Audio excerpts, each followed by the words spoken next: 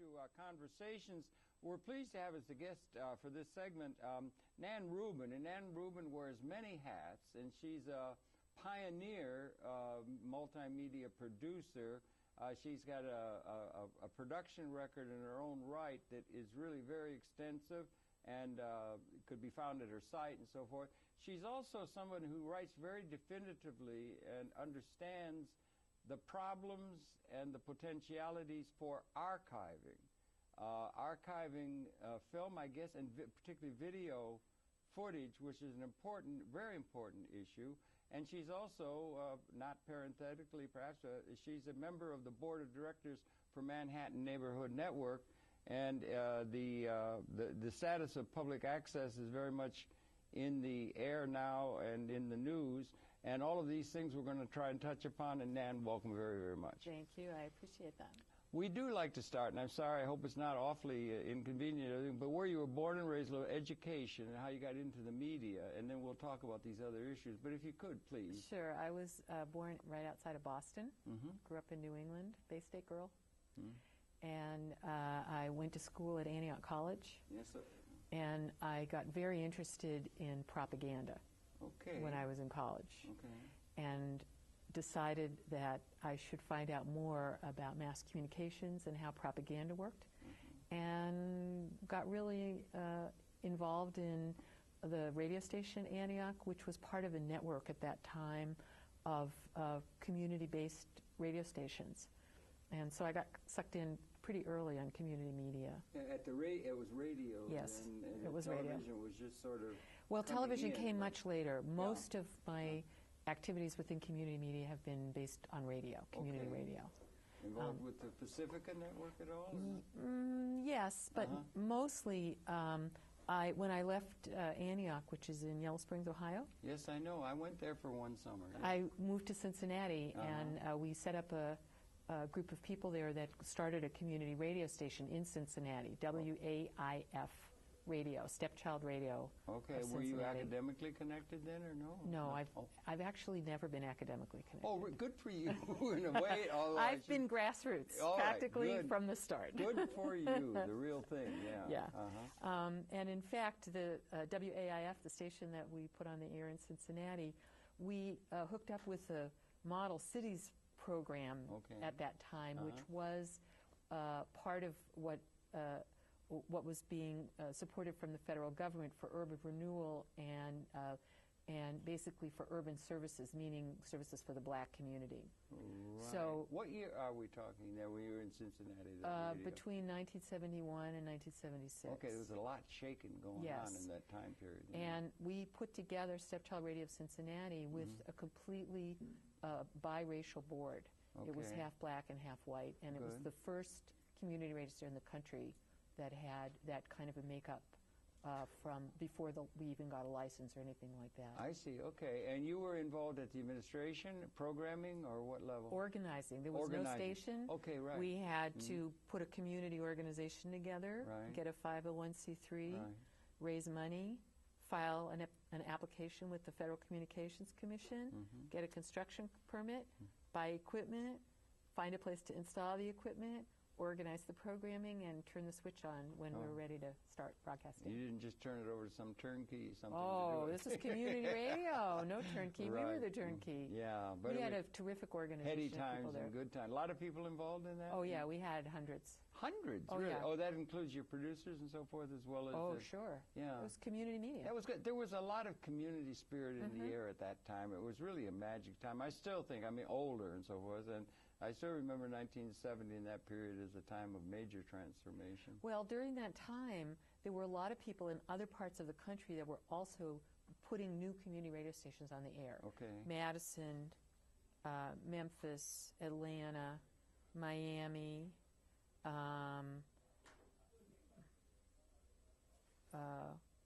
Pittsburgh.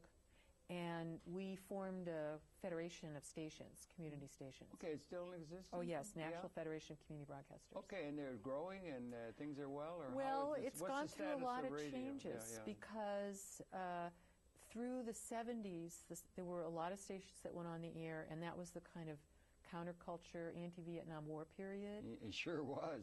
During the 80s and 90s, there were stations that were going on the air, including a lot of minority stations, a whole network of bilingual stations out in California, English and Spanish, a whole group of Native American stations. Okay. And so they got established through the early 90s.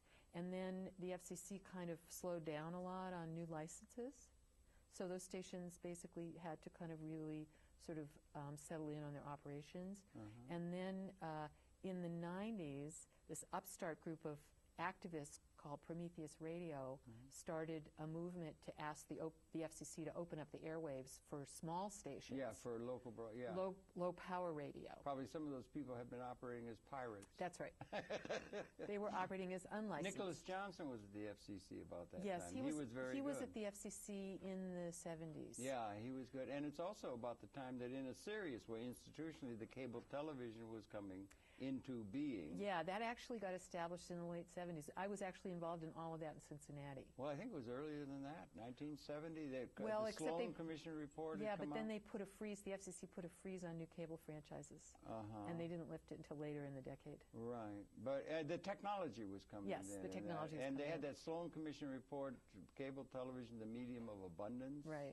Which was really an interesting concept. And intellectually... They never followed through on that stuff, so... Well, no, but in that you're always talking about capability rather than necessarily than historically inherited patterns, but it was a heady time. Yeah. And things were going on. There was a lot of activism. Plus the technology, it was the same time the technology was starting to be available for video and portable video. Yeah, right, the Portapack. Portapack. Remember it well, yes. Black and white, half-inch portable videotape. 20 minutes. You would carry a machine that was about this big and weighed about 15 pounds or 20 pounds in a backpack, which killed you, or in a little luggage rack, and power it with a little battery from a motorcycle. Is that what? Yeah. Yes. Right. I don't and you could remember. take it out, and you could actually videotape people on the street, and it was completely a radical idea. Yeah, it was. I just was chatting with you. My friend Paul Ryan was with Marshall McLuhan. He got the use of Nam June Paik, or I guess Richard here tells us the president got it first, but he got about the 5th or 6th that came off the boat. They all came from Japan, and it opened right up to an individual rather than those big 2 high beam, those quad high beam things that were institutionally necessarily connected. But also they were affordable. I mean, people like us could actually buy them and afford to buy them. Now it's down to a little thing you hold in the palm of your hand. You got 20 times the quality and everything like that, so there's a lot of advancement in technology. Yeah, but that was happening at the same time, so there was a whole explosion of community radio, community grassroots-based video type of programming, and then these networks that were getting put in place of independent video producers, and then the network of community radios. Pacifica was very involved in that. Yeah, right. But they were one of many institutions that were getting set up. Yeah, there was a democratization in the air, I think. It might have been from Mr. Kennedy's tax cuts went to the folks a lot, too. It was just a different era. And that Woodstock, Vietnam, all of that. It was an amazing time. Yeah. And you've been producing mightily. I know you you've produced many, many video works, and you're involved in mostly I've produced radio. Okay. I actually have produced very little video. Oh, is that true? Okay. Yeah. I didn't Most realize. of the technology and facilities projects I've worked with were primarily radio, and I started working within public television on technology planning and facilities in the mid-'90s. In the mid-'90s, so that's coming up more or less to the present and that kind of thing. But you've been involved with media, and you've been at the ground floor of doing organization, really important, and it's been a good time for that kind of thing to be going on. And then also, and you've done that, and I congratulate you on all that work. I went to your site, and it seemed to me you had quite a bit of video, but you said radio, and that's very interesting. Now, you've also become, and I watched a thing last night on the net of you giving a talk down in Washington about the problems. We got all this technology, we got all this programming. Or one sidebar is that we didn't have any video. Let's say in the 50s, they had to invent the videotape. I think it was Peter Goldmark invented the videotape itself, and then. Those early things were kinescope. There was a film thing. So we were coming from film to video. Got videotape, so it opened up a whole new kind of realm technologically. Yeah. I went to a conference a couple of years ago with the Association of Moving Image Archivists. There's a national group of archivists that work in film and video. Wonderful. And they had a terrific workshop there on the 50th anniversary of videotape. And what year was that? That was. So when would that was be in marking 2006. 2006, so that would have been 1956? Right. That was Mr. Peter Goldmark Sr., not Jr., who was at the Port Authority. But and Bonnie was the secretary. Very nice, we did a program. Yeah. But anyway, it was a terrific program to watch these old television clips. Yeah, and the thing is, and I saw a picture of Mr. Lincoln, a Diriga type, you know. But you go back to, we had no pictures of Washington. You know, I mean, so it's a historical thing, and archiving the visual record is something that is really a noble cause, it seems to me. And you seem to have become very interested in that, particularly relating to electronic archiving. Digital archiving. Digital archiving, which is really an issue that we ought to be paying attention to societally, don't you think? I guess you do. Well, I mean, particularly now that I'm spending a lot of time with digital archivists and digital librarians, which is a pretty new arena. Okay. Actually. I got involved. I said that I had gotten involved in television around 95. Yeah. I had been doing some basic kind of operations and facilities projects at Channel 13. Okay. And we could see in the operations area what was beginning to be the emergence of the digital environment and how a lot of the analog activities in television were going to be eventually turn into digital operations like instead of analog. Like it's going to turn on in February, isn't right. it? Yeah. And early on, I started paying attention to what was happening in the library world because I had been asked to help them organize their tape archives. I actually didn't know anything about tape archives. Right. But they asked me to help organize the tape archives at Channel 13. Right. So I immediately went looking for some expertise in that area, and I found Mona Jimenez here. Mona Jimenez in New York? Yes. Okay. And she's a librarian? No, she's actually someone who's been involved in community video for many years. Okay. And she's worked with George Stoney. And worked God with a lot of him. groups around the state on community media centers and community video. Wow. And she had actually begun doing some projects to archive community videotape libraries. And I called and asked her to help me. And she immediately introduced me to other people in the city that were working on grassroots library and media archives. And so she helped me put a plan together for Channel 13. That's very interesting itself. I'm wondering, library science, I have great respect for library science. They put a grid on reality. You have the congressional system, you have Dewey Decimal, and it's a grid on reality in a sense. So you've got a classification system of, and they have, how do we follow in terms of, it's sort of basic grounding thing. What kind of a grid do we put on reality when we're talking about visual images? Is it different than books? We have a way of classifying books. Do we have a way of classifying programming? We have, you know, fiction, nonfiction. Do we do break up literature that way? How do we deal with that in terms of a classification system for multimedia? There's all kinds of genre classifications. Okay. And since I've been working in public television, we've kind of been following the genre classifications that they use at PBS, the Public Broadcasting Service. PBS is great. Yeah. And they have a classification system which has maybe a dozen or 15 types of genres, and so we've been kind of following that. You don't happen to have them in your head? No. No, you don't. Okay. But what I've found in getting more involved in looking at how library services are organized is that in electronic and digital world, what you really need is to have access to the databases that allow you to organize the information. Okay. You used to have, you know, card catalogs. And we had card catalogs. Right, and on the card catalogs you had the information in the card catalogs was organized in a very specific order. Well, according to the Dewey Decimal, Library of Congress. Now, do we have similar for multimedia? That's yes, we're beginning to have things similar to. And it's emerging out of the public television? Some of it is emerging out of public television. Yeah. Okay. Yeah, and the Library of Congress basically put out for bid about 5 years ago projects. Only 5 years ago. to support projects to create some models for new digital archives. Oh, okay. Because it was all new. Right. And they haven't agreed on a Library of Congress type system for visual images or mixed media. No. Because it gets something's music, it's different. Right. And we have that for literature. And Marshall McLuhan used to say the medium is the message, and so it's a different, you know what I'm saying? Well, if you want to say YouTube is the message, it's very different. Okay, yeah. No, that's sort of grounding. If you have the system by which you're going to organize the information, whether it's electronic or print, is perhaps different. Well, that's where the databases come in. You want to pick a database that's capable of organizing the information. But you'd have to have a system by which you're going to organize it, is what I'm saying, if you're going to do serious database work. Yes, that's right. Yeah, and I'm just, maybe we're still working at getting that system down. There's a number of different systems that people are using and for different purposes. Would it be good if there could be a standardized thing that could be agreed upon by one and all? Probably should across the lands and all the lands of the world? Not a single system. No, you don't think? Okay. No. But I think there could be a small number of acceptable systems.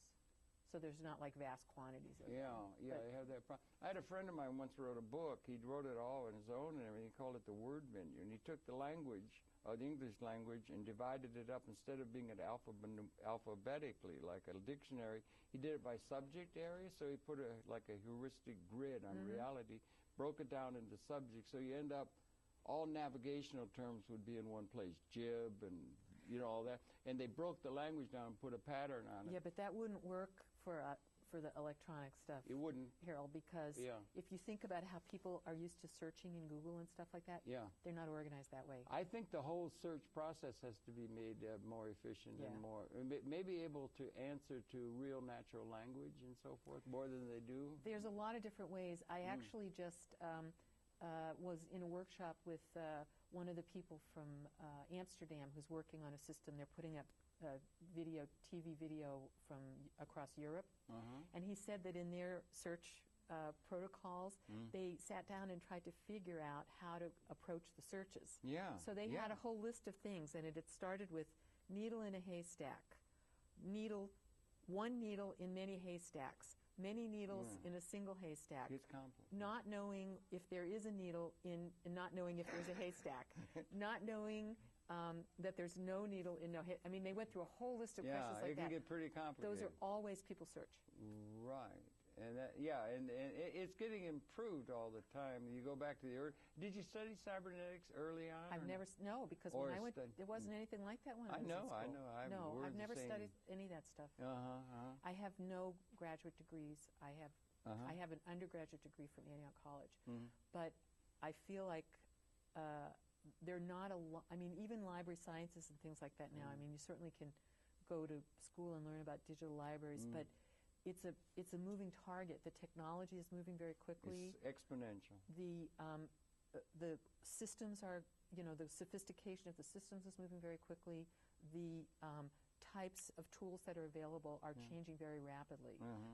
So from my experience, if we have an understanding of what we want to accomplish and just try to use what's available at the moment, that's probably about as good as, studying some of the other kinds of stuff. But, sometimes I feel like I should spend more time in an academic environment. But it's like going down a rabbit hole. Yeah. When you go in there. You go to Ray Kurzweil's site, you just think you'll never come out again because all the philosophy is there and everything. And there is a lot to that.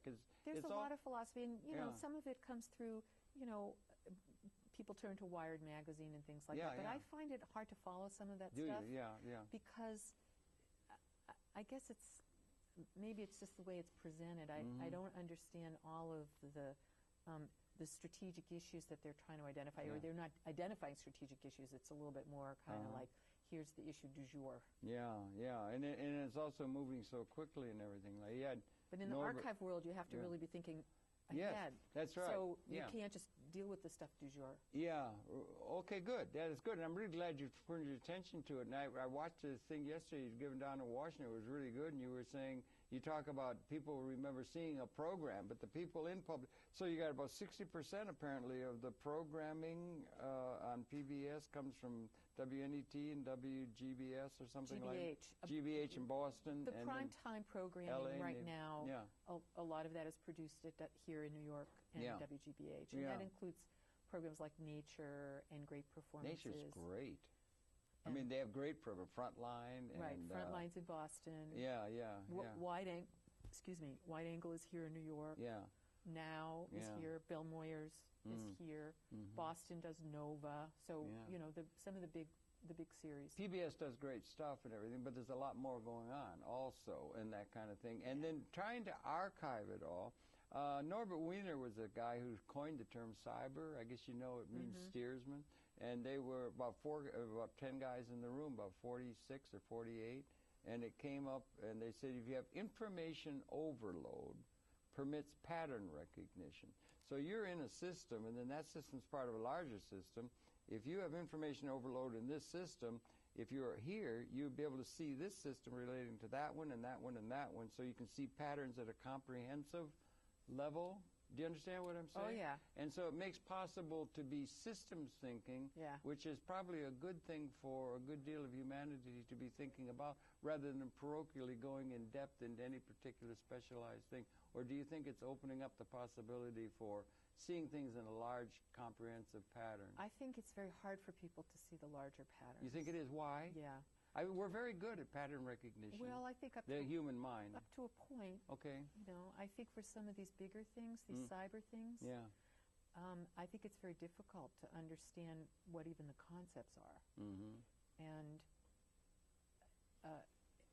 you know, people are able to see what's in front of them and recognize sort of those kinds of concrete patterns, but I think some of this other stuff is pretty abstract. Yeah, okay. And I was thinking maybe, since you were talking a little bit about about the public television archives and how we're trying to present some new tools for keeping that. Absolutely.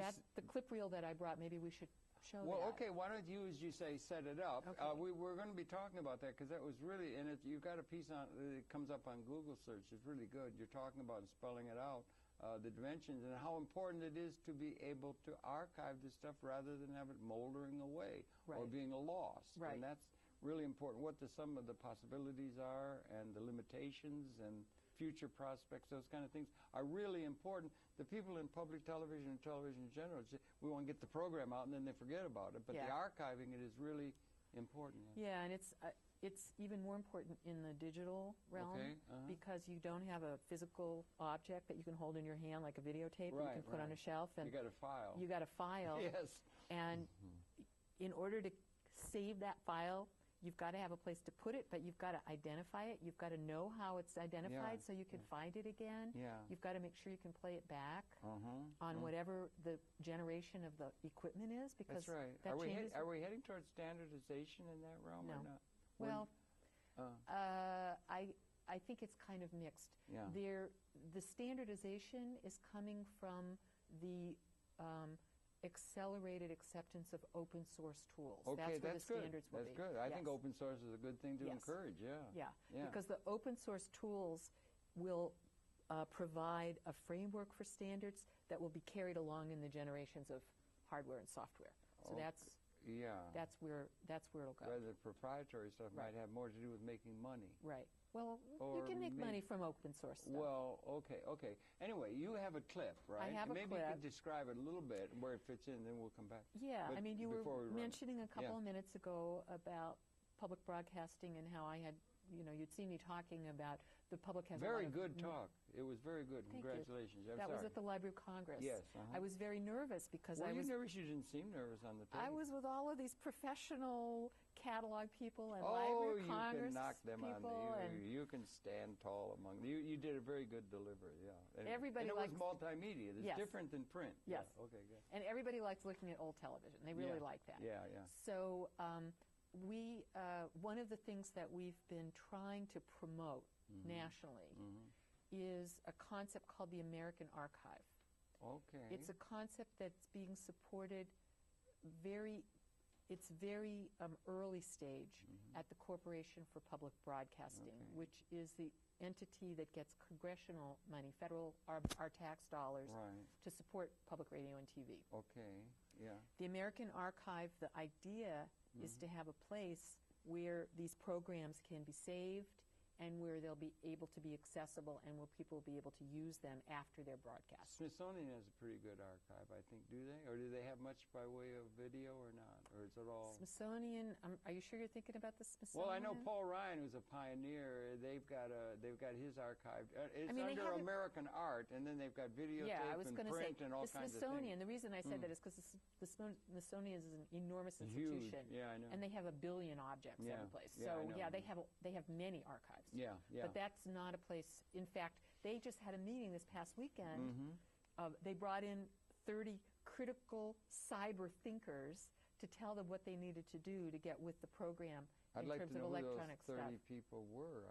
That list that list is available. Can you send it? Oh, it's just can you send me a link? Or sure. Something? Thanks. Yeah, I just found out about it yesterday. One of the problems is we only got an hour. We could talk 25 hours easy and everything. But the thing is, so this piece you've got, it's about 6 minutes or so? It's 6 minutes. It's basically a kind of a promo for people to think about the concept of the American Archive. It's to help develop support for being able to set up this new concept, this new entity within public radio and TV.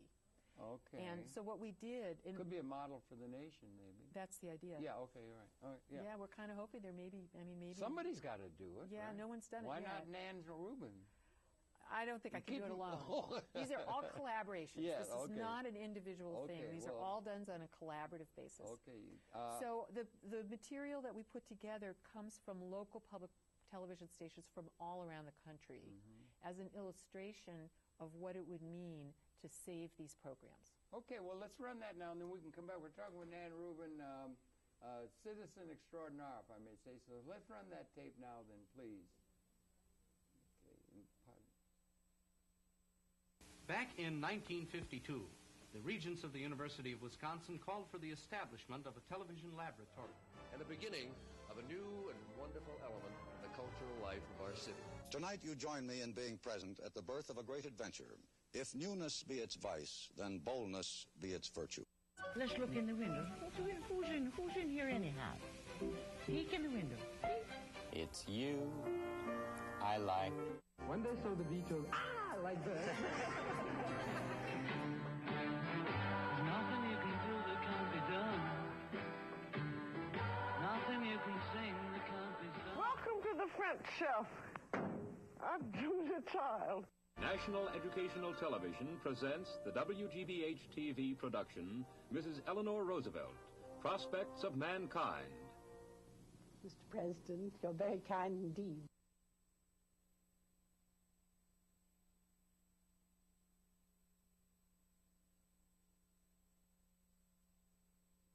A future in which our country will match its military strength with our moral restraint.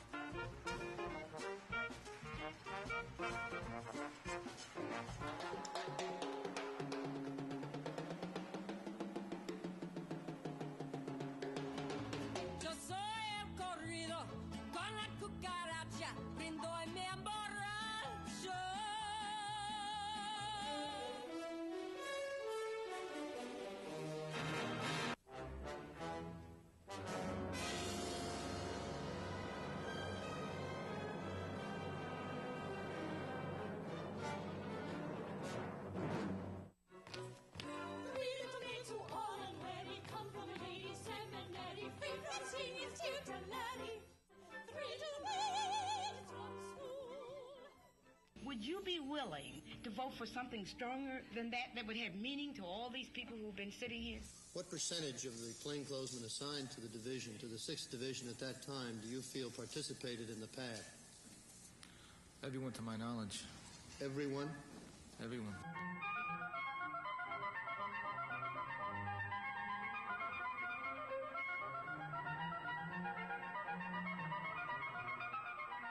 Well, we got the interest bills, the diesel tax, the SEMTA tax, and auto emissions. It'll be a busy afternoon. All of our voices singing a song we love to share. Every time you hear us say the two words, all seven, you respond with Talaga. Where in the world is Carmen San Diego? The Cyber Squad is back in business.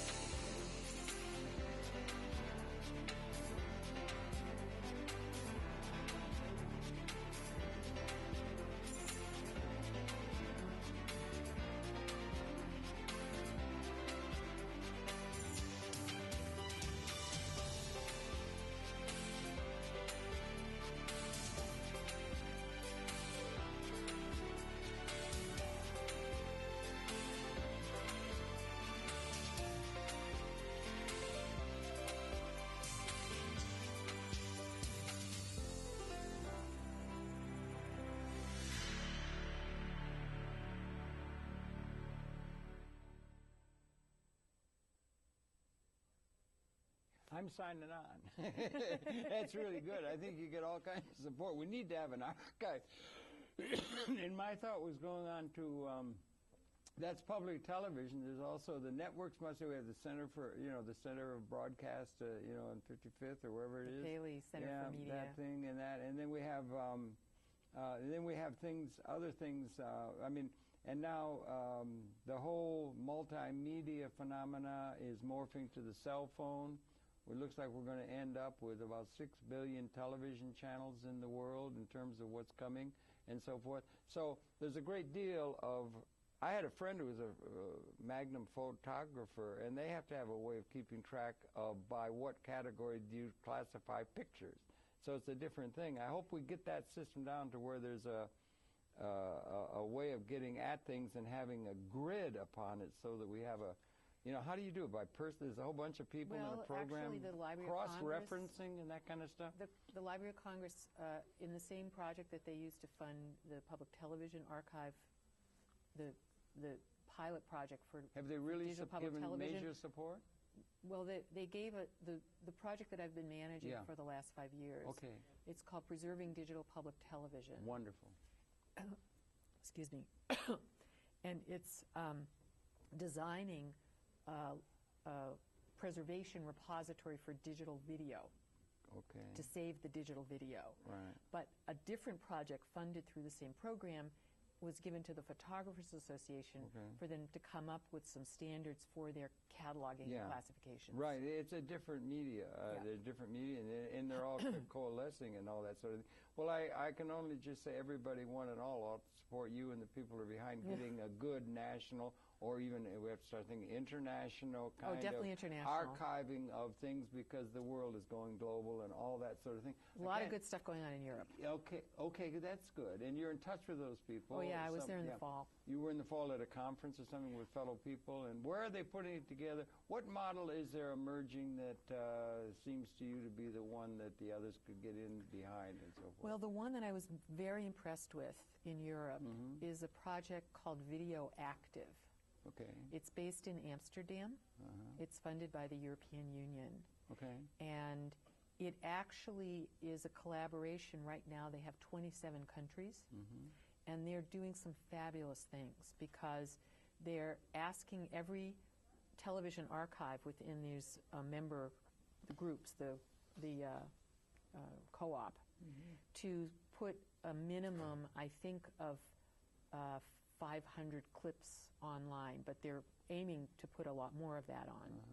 And they've developed tools for both finding the material, so that you can find materials on similar subjects across the different countries. It's cross-referencing, yeah. And it also includes tools like being able to do voice-to-text translation in 15 languages.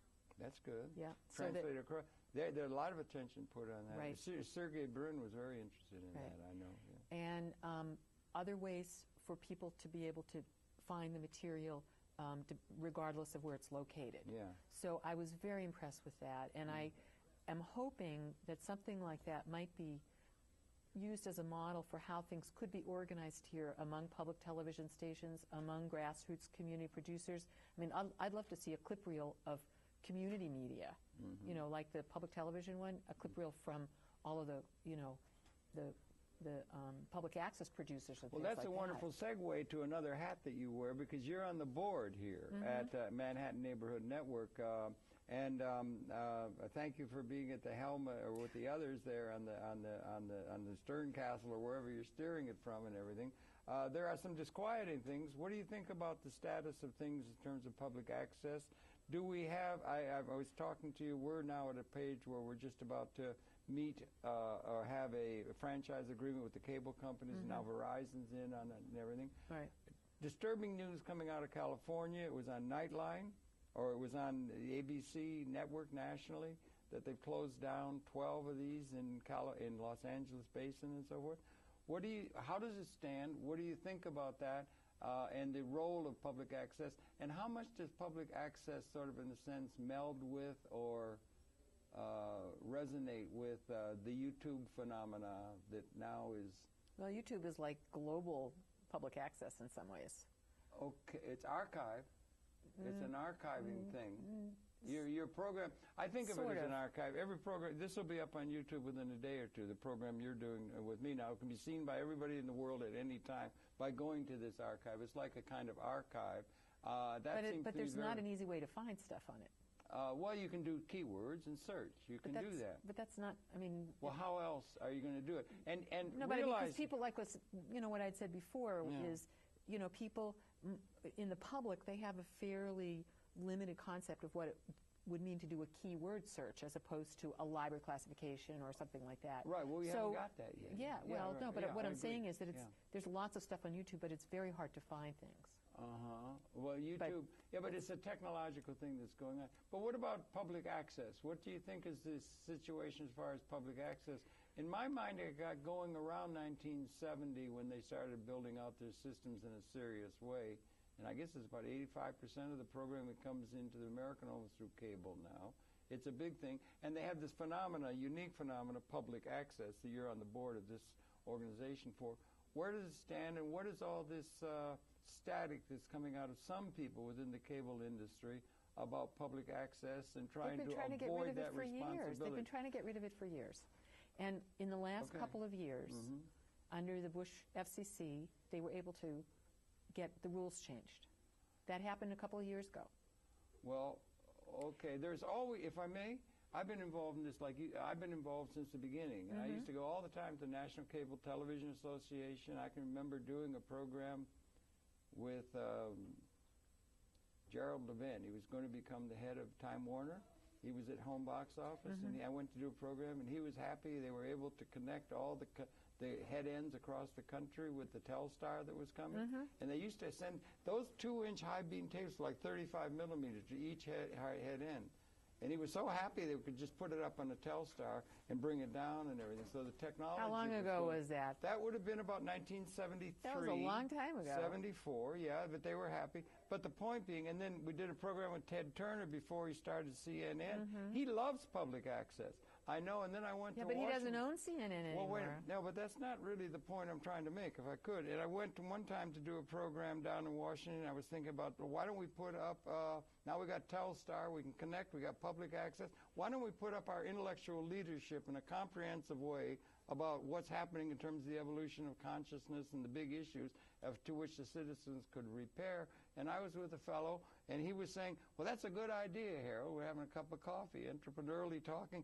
And he says, well, I'm thinking of bringing the House of Representatives to the people. And he said, what do you think? And he gets an envelope, and he says, it's going to be called C, and it's going to be delivered by satellite, and it's going to be public affairs. That was Brian Lamb. Had the idea of doing C-SPAN. Now, the cable industry writ large, and those people at the National Cable Television, there's a lot of different people. Some people are bean counters. Some people are trying to make money. They want another shopping channel. And they resent the fact that they have this agreement with the cable companies that they have to set aside some of their retained earnings to set up a thing for the folks. A lot of people do that. We could do another money-making thing or something. They resent it. But a lot of people within the industry really like public access. And I think there's a chance that now the worm is turned or the situation changing, that the cable industry people count as the jewel in their crown, C-SPAN. They will all say that we support that. C-SPAN is not Manhattan Neighborhood Network. No, it's not. No, but the point being is the cable industry people support the idea of C-SPAN. I think they could come to support the idea and favorably, rather than just grudgingly, favorably for public relations purposes, to say we support this democratic movement for the people to be able to communicate within the multimedia thing. And I think there's more people in the cable industry that aren't just counting beans and so forth, but are up to where they could see the benefit of public relations supporting the democratic idea of making cable television programming and distribution available to the people. Well, I mean, I haven't seen it. You haven't seen it. No. You don't think that could emerge?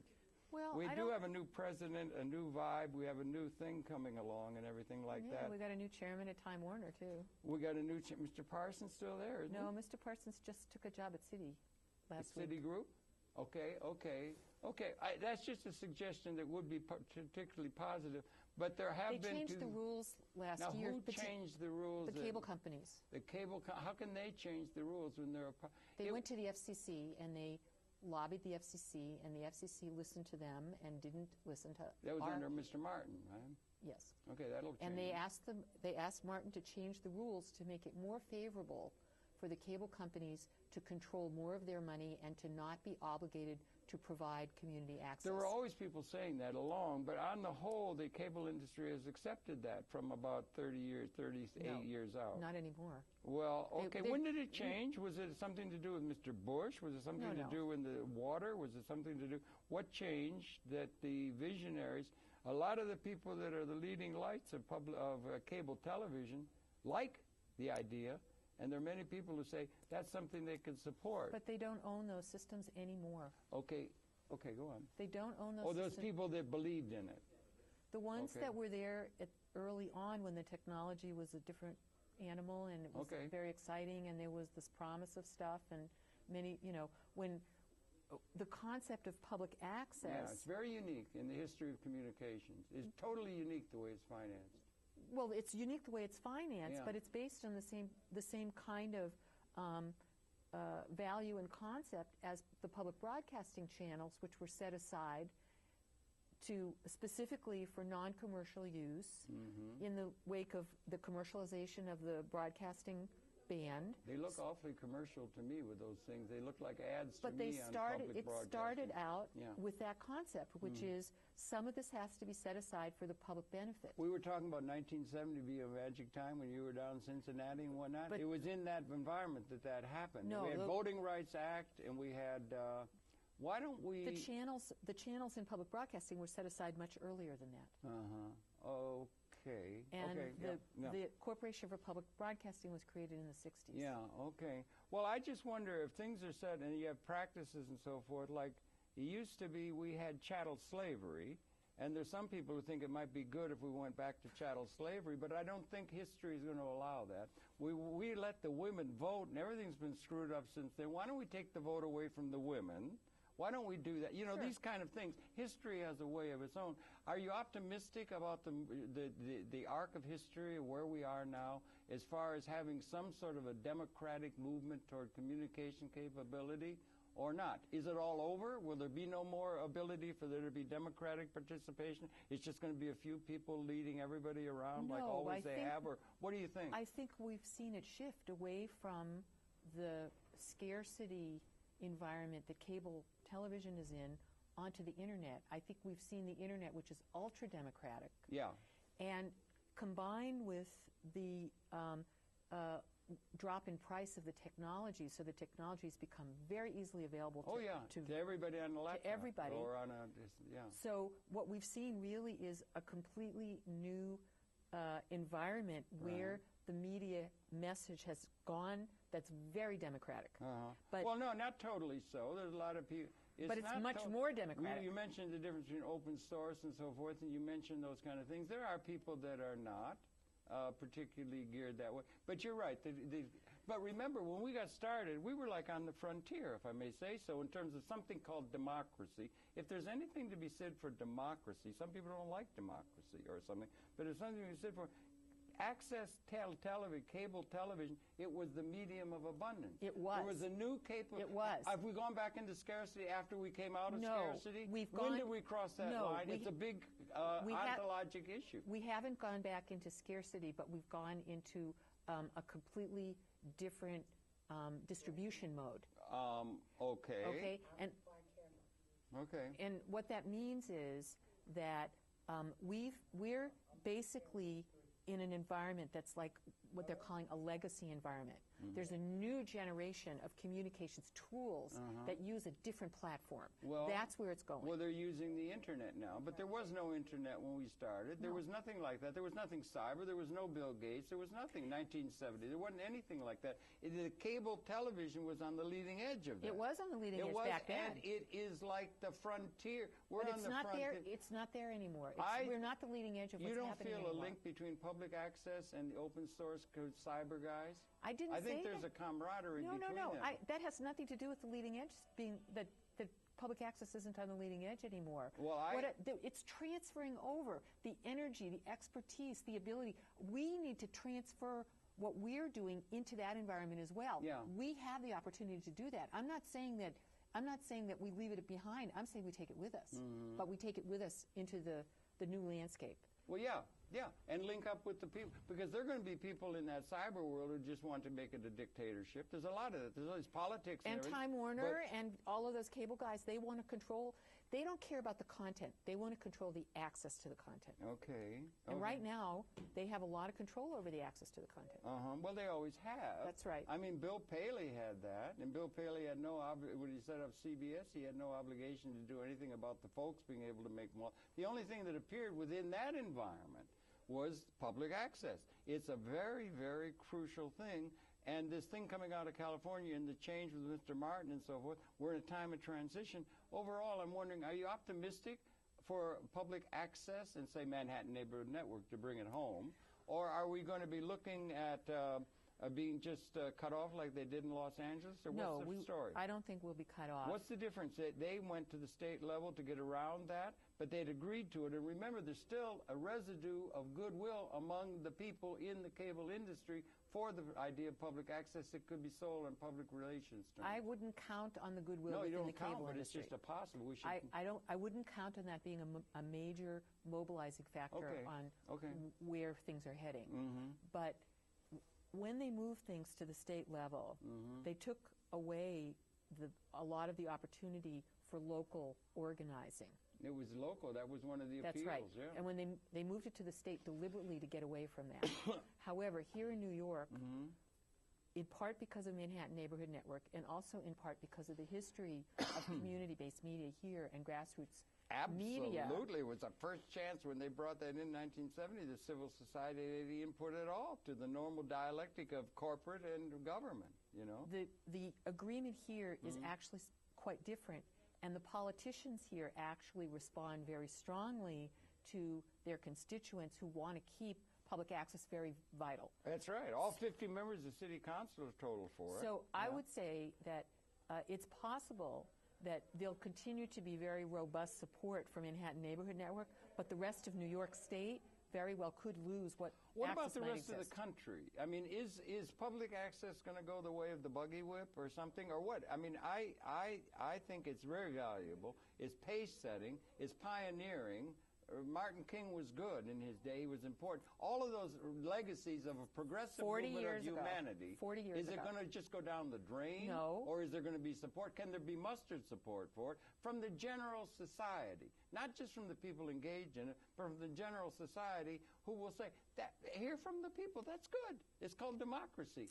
And you know what I'm saying? That there could be some support from that from the general society and political support. I don't see it. You don't see it now? I don't see it.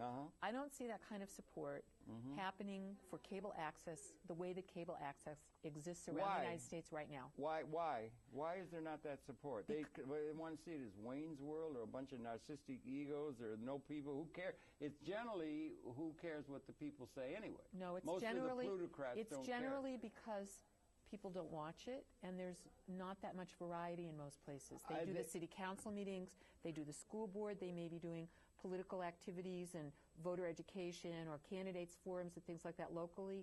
They might do stuff from the local high school or something like that, but in most places, it's not like this. Yeah. They don't have the kind of grassroots production, they don't have the kind of variety, they don't have the kind of real diverse participation. Well, the networks are looking for star or something like that, and that's the way they measure everything like that. But why aren't we linking up better with the YouTube? And with that's like a Metro-Goldwyn-Mayer distribution system for programming. Everything should be up on YouTube or Blip or something like that, and so you can reach out. And I just got a program, knocked my socks off. I got about 500 programs on YouTube. Personally, I just put them up as a routine. It's just a routine thing. And one of them now, I couldn't believe it. I thought they'd lost their algorithms. And it went, and it's now, there's been over 2 million people watched the program. One of the programs that's up on the YouTube from Manhattan. We recorded in this studio. Congratulations. Yeah. What was that? But the thing is, it took off. Now, why couldn't the programs, and that was done here like you and I are doing. But it and had nothing. 2 million people, and they keep track of it on a daily basis in the thousands, 8,000, 6,000 a day on a world scale. And they give you all the demographics. They tell you exactly who's looking at it, the age of the people, the countries. Why don't we link into that and let these programs begin to get a real distribution system? Because we're moving in, and it's going to the cell phone. It's going to the cell phone. They'll be able to program from the cell phone. There's a lot of things going on. That's why. Okay. That's why. But we were the pioneers. Yes, but that's exactly what you just described. 2 million people being able to watch your program on YouTube, which has nothing to do with the 600,000 people that can watch it in Manhattan. 2 million people can watch it online. Yeah. Because they're able compressed, but still able to connect to the internet. Yeah. That's why the support for local broadcasting has shifted. I'm not saying that it's shifted. It's different now because the means of people being able to experience that is different, and their concept of what it means to do community media is different than what it used to be. It's not the same as what it was before. But it comes out of public access. But it doesn't have to. We could go off public access today, and you could still have 2 million people on YouTube. Is there? Yeah, but you know, it's not a break like that. History isn't like that. Things move, you know. Could be a break like that. So there is the possibility public access will go the way of the bubble whip and say, forget about public access, forget about the people with their kazoo bands or whatever. That kind of democratic notion I didn't is say going to that. go away. I didn't say that. I said it's shifting. Okay. It's not going to be done the way we're doing it now. It's going to be done differently. How is it going to be done? It's going to be done through medium like YouTube, which doesn't require a studio like this with lots of lights and very expensive equipment and things like that. You need a camcorder. You need a camcorder. You need your friends to set it up in the backyard. Oh, you can actually do it with a cell phone now. Yeah. If you want that kind of quality, sure. Right. Okay. That's right. And you still have more capacity to have your voice and have those messages out. You don't need to have this kind of facility that we have. Why don't we have a facility where the leaders of the society are here doing programs and a regular basis take advantage of that? Why don't we set it up? Don't we have a new president that's going to be on YouTube? No, he's on YouTube. No, he was on YouTube, but he might be. That would be good. That would be good. He's already said we that. should make it easy rather than complicated for people to be coming and doing a program at MNN. That's right. Rather than, why do we have to teach them how to make all the equipment work? Because the I mean, if you get somebody who's really busy, expensive and it's complicated. No, but if somebody's really busy, they don't care about how you make the damn television. They just want to come and do a program. Why don't we set it up and put a couple on staff to do that? And then the people can just come. And Carolyn Maloney should be here doing a program. She has outreach to the people of Manhattan. But they're busy. They don't care about how television is made, I would suggest. Why do we make them go through a thing where they have to learn to do it, rather than just put a couple guys in the booth who knows how to do it, and then let the people who are of significance in the society come and become producers here? It would also help politically and public relations. Why do we do that? I don't know. What do you think? Well, You're on the board. You set the standard. Yeah, but part of it is how the things have operated before, what kind of resources we have to do things, and what it means to have a participatory media platform. Well, then a participatory media platform means that somebody who is very busy has to learn how to make television in order to become a producer. They have to learn how to push the buttons and things. Why? No, you can get a friend who knows how to do it. Well, no, but why don't we put somebody on staff doing that? I don't know. And then it would make it so they come here, they do a program, and like that. Harold, there's a lot of ways that this operation could function. Well, that would be a way to make it to get people here. There's a lot of people don't come because they don't want to put up with that. Having to learn, take weeks and weeks and weeks of how to make a thing work. They don't care. They just want to be here. And important people are busy. Well, I think some of the people that they don't have to be important to also feel that they want to learn other kinds of things. No, it's all right. And you should have it so people can learn. That's great. That's a great educational opportunity for people that are coming in. But I'm saying on another track they should do it, and we should simplify it. No? Well, I think there's probably ways to simplify it, but I'm not sure that, as a board member, I want to come in and say, we got to, unravel everything that we're doing now, take it all apart and organize it differently. That's called change.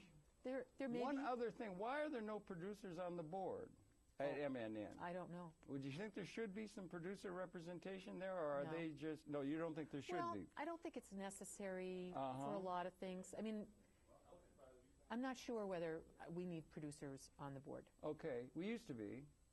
There used to be producers. So are they kept off the board? And the first television programming in public access, you didn't have to learn how to make the equipment work. That was back in 1970. No, that was that's true. It was a long time ago. Come on. Listen, we just touched the surface of too many things and everything. Nan, thank you very much. Thank you for inviting me. And you are an important and busy person. You have an appointment to keep, so we want to make sure you make your appointment. I'll come up with some, multiple options for how MNN operations could be functioning. Okay, and there's not like there's a single way to do it. There's many ways it could be done. And we have the Association of Cable Access Producers. We'll come up with some thoughts about how it ought to be done. You think that's fair? Or should we just be quiet and not have anything to say about it and do what we're told? No, you're already doing all the work. No, we're not. No, we're not. Sure. We're not having any input to policy. Because you don't want to hear from them. No, you have tons of input on policy. Where? There's very little policy that gets discussed at the MNN board that doesn't reflect a lot of feedback from the producers and the experience of the people in the building. We don't have much regular feedback.